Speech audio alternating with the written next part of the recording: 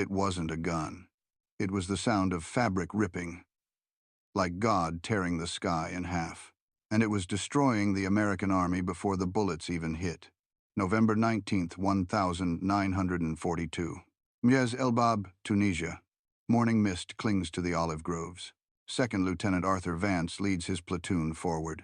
These are America's newest soldiers, fresh from training camps in Georgia and Texas. They've fired machine guns.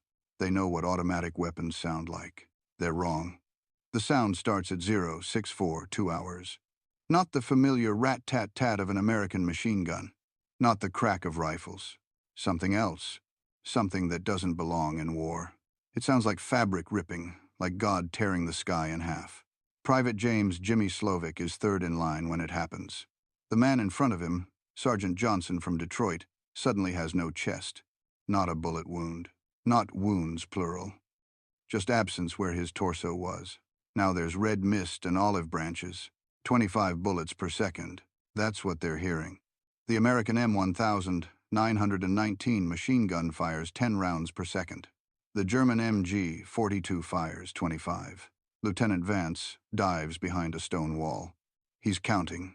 1 Mississippi, 2 Mississippi, 3 Mississippi.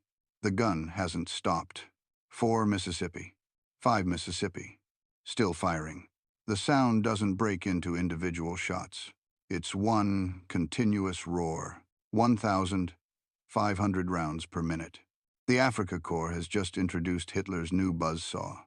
3 months later, February 14th, 1943, Kasserine Pass. This will be America's wake-up call. But right now, it's America's disaster. The pass is a natural funnel through the Atlas Mountains, 2 miles wide. Rocky walls on both sides. Rommel's Afrika Korps has placed 12 MG42s on the heights. Interlocking fields of fire. Every inch of ground covered.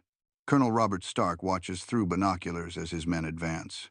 The first company enters the pass at 0800 hours. Young men from Iowa and Ohio. They're confident. They outnumber the Germans 5-1. The buzzsaws open up simultaneously. The sound echoes off the canyon walls, amplified, multiplied. It becomes a physical thing. Men drop their rifles to cover their ears. Some vomit. Some freeze completely. Some run. Private First Class William Waters from Nebraska doesn't run. He can't. He's watching the ground in front of him explode. Not random shots. A perfect line of impacts. Like a sewing machine stitching death into the earth. The line moves left to right, methodical, precise. It reaches his squad. 7 men become missed. This is what military historians will later call MG42 panic. Entire companies refusing to advance. Not from cowardice, from mathematics. 25 bullets per second means you can't run between bursts. There are no bursts, just continuous metal rain. Sergeant Roy Donovan writes to his wife that night. If he survives, we thought we knew war. We don't. The Germans have a gun that doesn't shoot bullets. It shoots death itself. You can't fight it. You can only hide from it. 6,500 American casualties in 10 days. Most never see the enemy. They only hear the buzzsaw. On the German side, Obergefreiter Klaus Richter operates one of these weapons. He's 19 years old, from a farm outside Munich. His diary survives the war. The gun is hungry, he writes. Always hungry. We feed it ammunition belts like feeding a beast. 250 rounds. Change the barrel. 250 rounds. Change the barrel. My hands work without thinking. They know the rhythm. Hot barrel out, cold barrel in. 5 seconds. If you take 6 seconds, you die. The barrel change. This is the MG42's secret. Other machine guns overheat and stop. The MG42 never stops. Just swap barrels and keep killing. Richter continues. I don't aim at men. I aim at space. The gun fills the space with death. Men walk into the space. They disappear. I am not a soldier anymore. I am part of the machine.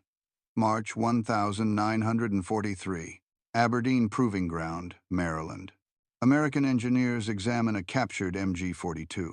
They expect German over-engineering, complex precision. What they find shocks them. The gun is mostly stamped metal, not milled, not carefully machined, stamped like making car parts, like making tin cans. Cost to produce, 250 Reichsmarks. The American Thompson submachine gun cost $200, nearly 4 times as much. Production time, 75 hours for an MG42, 150 hours for an American machine gun. The roller-locked bolt system is, one engineer writes, terrifyingly effective. Germany has created the perfect killing machine, not through complexity, but through simplification. December 1942, Stalingrad. The grain elevator. The Soviets meet the Buzzsaw in a frozen hell. The grain elevator is a concrete fortress. 7 stories of hell. One MG42 holds the 3rd floor. The German gunner is Feldwebel Erich Braun. He's been awake for 72 hours, feeding the gun, changing barrels, killing Russians. The Soviets call it the fascist zipper. They send 100 men up the stairs. Braun's gun speaks for 43 seconds. 100 men become meat and uniform scraps on concrete stairs. Lieutenant Vladimir Antonov survives by playing dead under corpses. The gun doesn't fire bullets, he later testifies. It fires a continuous steel rope. The rope cuts through men like they are made of butter. The mathematics are simple and terrifying. Rate of fire, 1,000. 200 to 1,000. 500 rounds per minute. The beaten zone, the area where bullets impact 100 meters wide, 800 meters deep. Everything in that zone dies. Ammunition consumption. 1 minute of continuous fire equals 1,500 rounds, 40 kilograms of ammunition. The gun eats ammunition faster than men can carry it. German solution. Dedicated ammunition bearers. 3 men feeding 1 gun. Soviet solution. The gun must be destroyed, or we all die.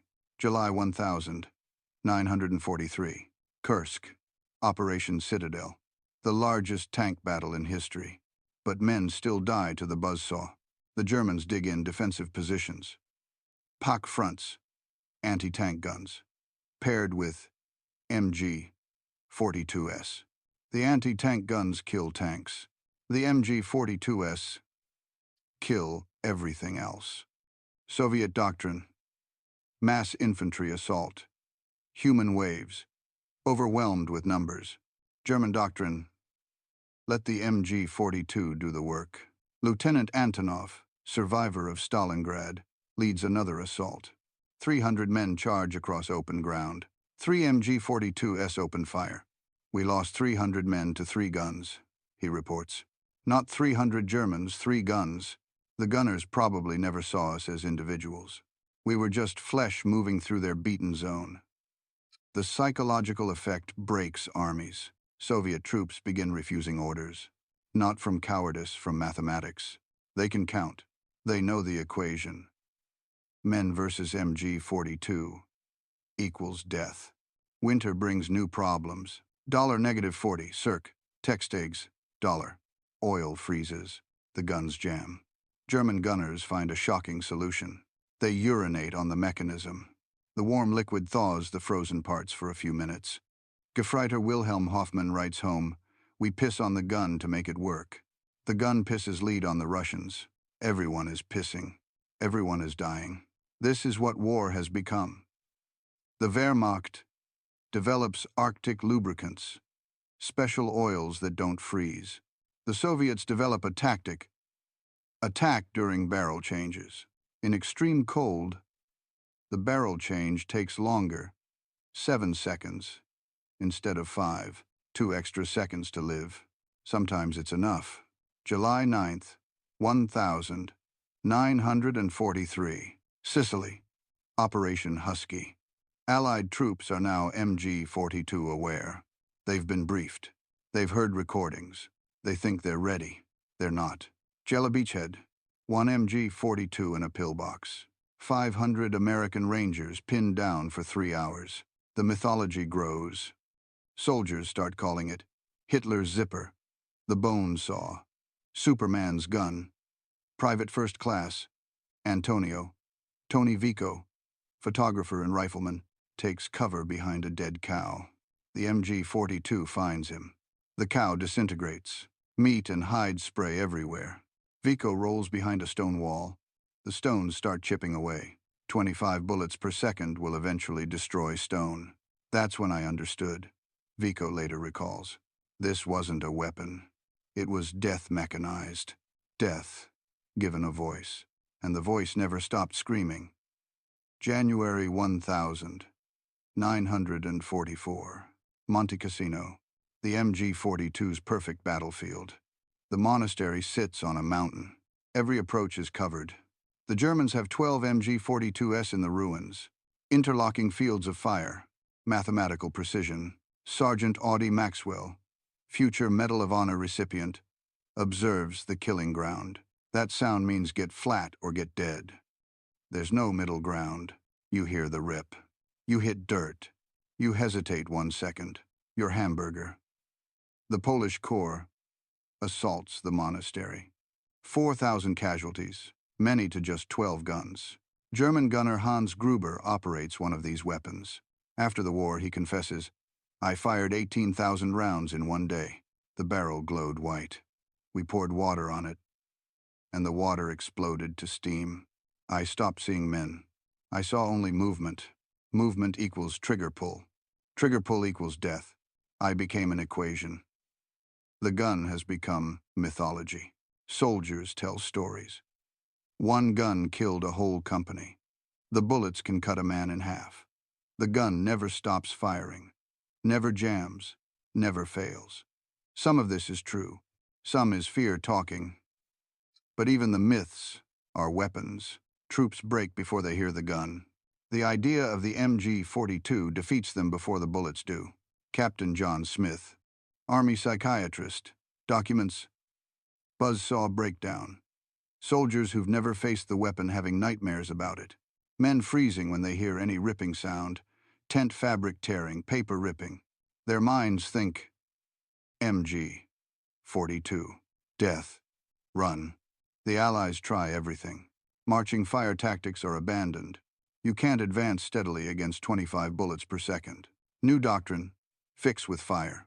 Flank with movement. One squad shoots at the MG42 not to destroy it, just to make the gunner keep his head down. Another squad flanks. Sometimes it works. Usually it doesn't. Mortar teams specifically target MG nests, but the Germans move the guns constantly. Fire, displace, set up, fire again. The buzzsaw appears everywhere, nowhere, like death itself. The Allies develop psychological preparation, playing recorded MG42 fire during training. Get troops used to the sound. It doesn't work. Recordings don't capture the physical impact, the way the sound hits your chest, the way it liquefies courage. May 1944. The Gothic Line. Field Marshal Kesselring's defensive masterpiece. Every MG42 position calculated to the meter. Overlapping fields of fire drawn on maps like geometry homework. Death calculated with slide rules. The American solution. Massive artillery preparation. Bomb everything. Destroy everything, then advance. It's not enough. Lieutenant Harold Bond leads his platoon forward after 6 hours of bombardment. We'd bombed for hours. The whole mountain was smoke and fire. Nothing could survive that, we thought. Then we heard it, that ripping sound. Somehow, the buzzsaw survived.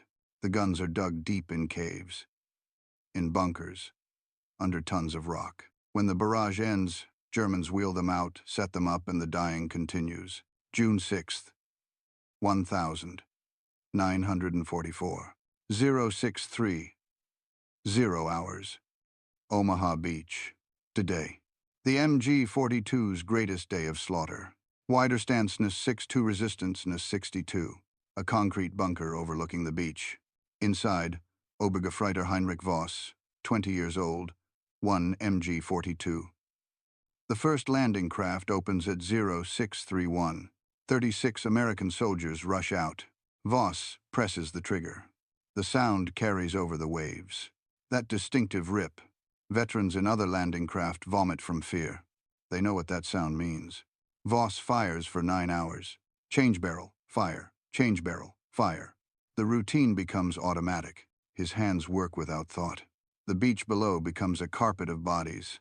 Tech Sergeant John Pindar, Jr. tries to save men in the water. He makes it 10 feet. The MG42 finds him. 7 bullets. He keeps moving, pulling wounded to safety. 8 more bullets. He dies standing up, still trying to save others. The beach is carpeted with screaming men. A Navy corpsman radios. "We can't move. One gun has us pinned. Just one gun." Voss will later claim he fired over 12,000 rounds, possibly killed or wounded 400 Americans. He will spend the rest of his life trying to forget. He never does. "I wasn't a soldier," he tells an interviewer in 2000. "I was a factory worker. The factory produced death. I pulled a lever for 9 hours. Men fell down. That's all." They call him the Beast of Omaha Beach. He calls himself a boy who operated a machine. Both are true. July 1944. The Normandy bocage. The hedgerow country. Perfect for defense. Every field a killing ground. Every hedgerow hides an MG42. One gun covering one field equals one platoon stopped. The mathematics never change. Men versus MG42 equals death. Private Roy Gerard from Wisconsin writes home in the hedgerows. "You hear it before you die. That's if you're lucky. If you're unlucky, you hear it and live. Live knowing your friends didn't live. Hearing that sound every night when you close your eyes." The Germans have perfected their doctrine. Gun placement, camouflage, withdrawal routes. Fire for 30 seconds. Displace.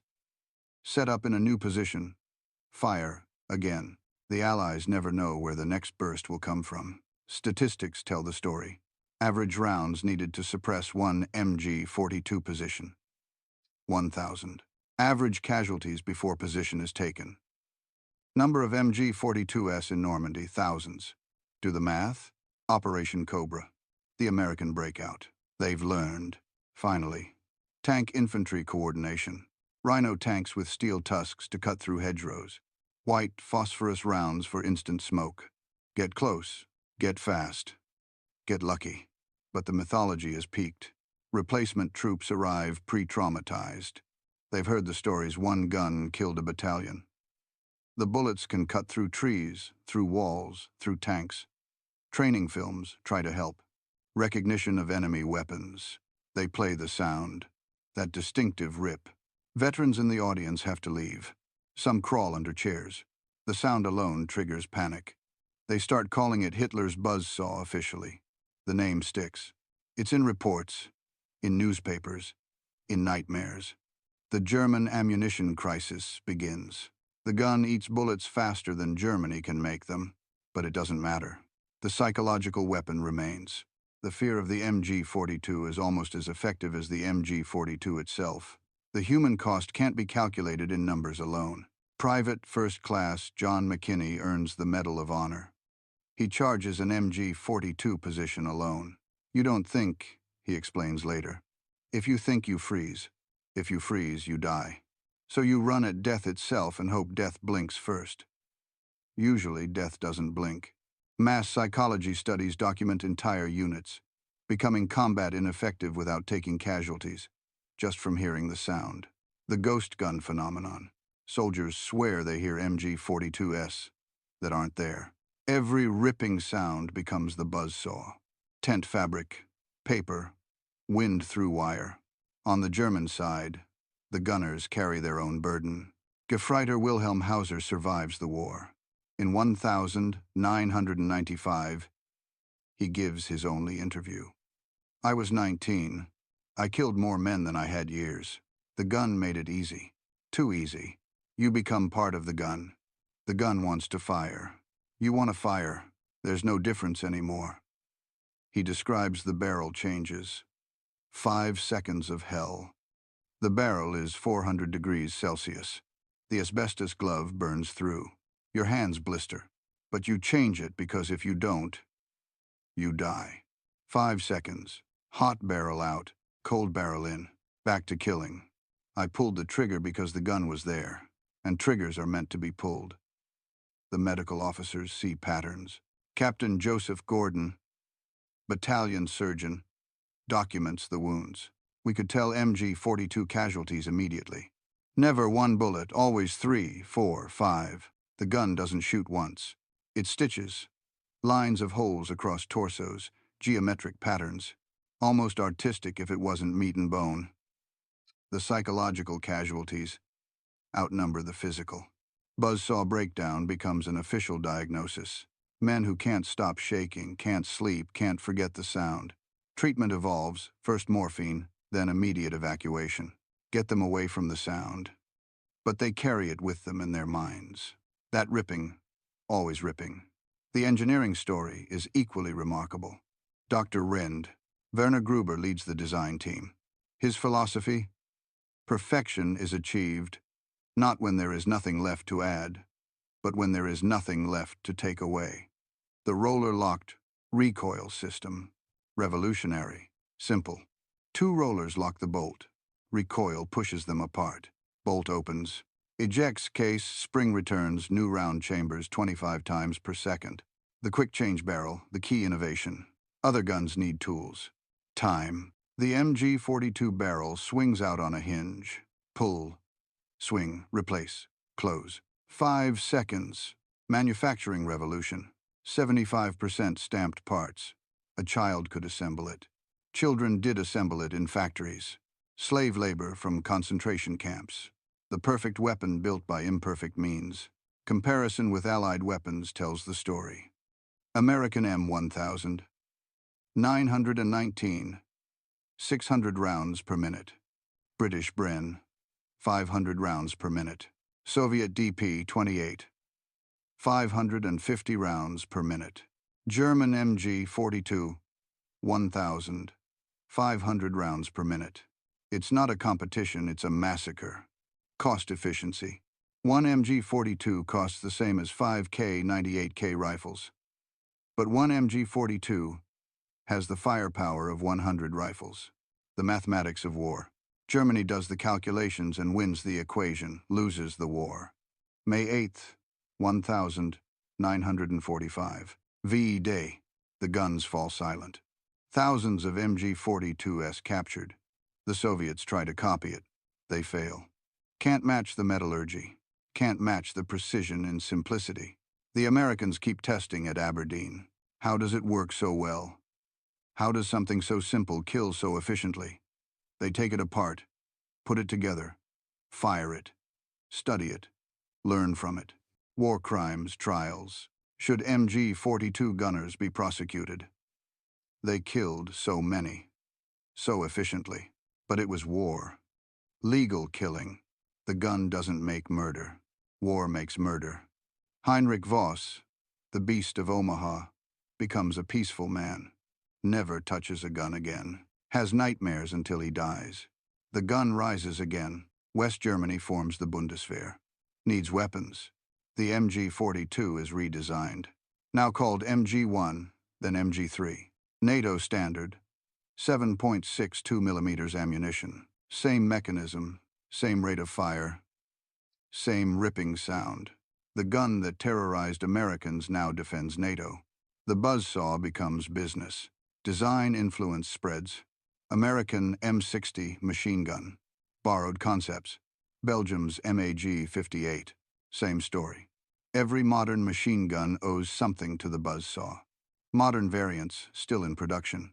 Spain makes them. Pakistan makes them. Turkey makes them. The design is 70 years old. Still killing. Veterans reunions. Americans and Germans. Former enemies sharing beer. They talk about the gun. Always the gun.